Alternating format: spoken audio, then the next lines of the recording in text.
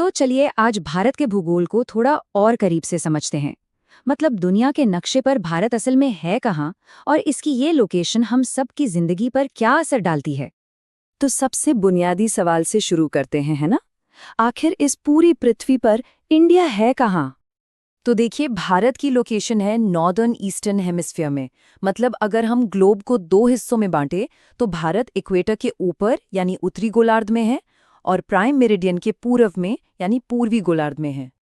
इसका मतलब ये हुआ कि भारत इक्वेटर के बिल्कुल पास से शुरू होकर उत्तर की तरफ काफी ऊपर तक फैला है और इसी फैलाव की वजह से यहाँ मौसम में इतनी वैरायटी देखने को मिलती है।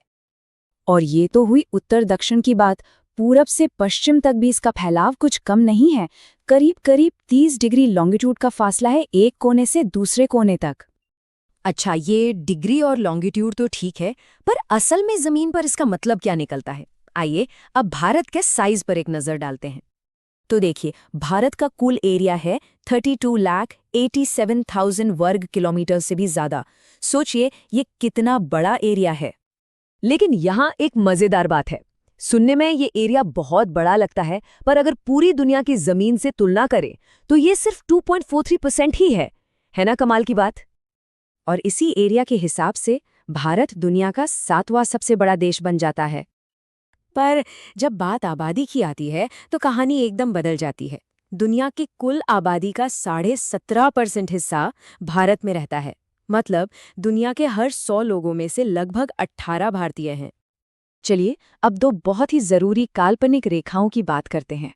ये लाइनें जमीन पर खींची हुई नहीं है, लेकिन भारत के मौसम और यहाँ के समय को तय करने में इनका बहुत बड़ा रोल है।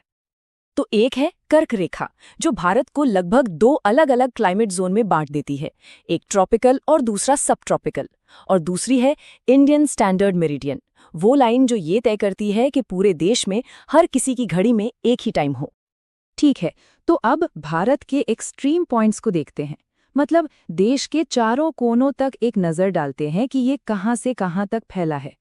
ये देखने में आता है कि भारत उत्तर से दक्षिण तक ज्यादा लंबा है, करीब 3,214 किलोमीटर, जबकि पूरब से पश्चिम इसकी चौड़ाई थोड़ी कम है, 2,933 किलोमीटर। और इसकी जो जमीनी और समुद्री सीमाएं हैं वो तो बहुत ही लंबी हैं। ये देखिए, ये है भारत की मुख्य भूमि के 4 सबसे बाहरी छोर। उत्तर में इंदिरा कौल से लेके दक्षिण में कन्याकुमारी तक और पूर्व में किबिथु से लेके पश्चिम में गुहार मोती तक। हाँ, पर यहाँ एक ट्विस्ट है। अगर हम पूरे भारत की बात करें जिसमें द्वीप भी शामिल हैं, तो सबसे दक्षिणी पॉइंट कन्याकुमारी नहीं है, वो असल में ग्रेट निकोबार द्वीप पर है, जिसे इंदिरा पॉइंट कहा जाता है। तो ये सारी बातें, ये रेखाएं, ये दूरियां, इनका असल जिंदगी में क्या मतलब है, ये क्यों मायने रखती हैं? चलिए अब इसे समझते हैं। देखिए, भारत का जो इतना बड़ा उत्तर दक्षिण फैलाव है ना, उसी की वजह से यहाँ इतनी जबरदस्त डाइवर्सिटी है। चाहे वो जमीन की बनावट हो, मौसम हो, मिट्टी हो या फिर पेड़ पौधे, सब कुछ बहुत अलग अलग है। और इसी का एक और बड़ा मजेदार असर देखने को मिलता है दिन और रात की लंबाई में। दक्षिण भारत में, जो इक्वेटर के करीब है, वहां दिन और रात में ज्यादा फर्क नहीं होता, मुश्किल से 45 मिनट का। लेकिन जैसे जैसे हम उत्तर की ओर बढ़ते हैं, ये फर्क 5 घंटे तक का हो सकता है।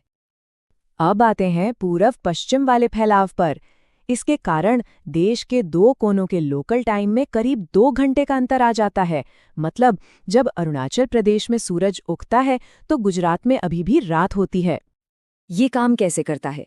देखिए, पृथ्वी पश्चिम से पूरब घूमती है, तो सूरज अरुणाचल में पहले उगता है। गुजरात तक पहुंचते पहुंचते सूरज को लगभग 2 घंटे लग जाते हैं। लेकिन किसी भी तरह की कंफ्यूजन से बचने के लिए हमने एक इंडियन स्टैंडर्ड टाइम मान लिया है, जो पूरे देश में एक ही रहता है।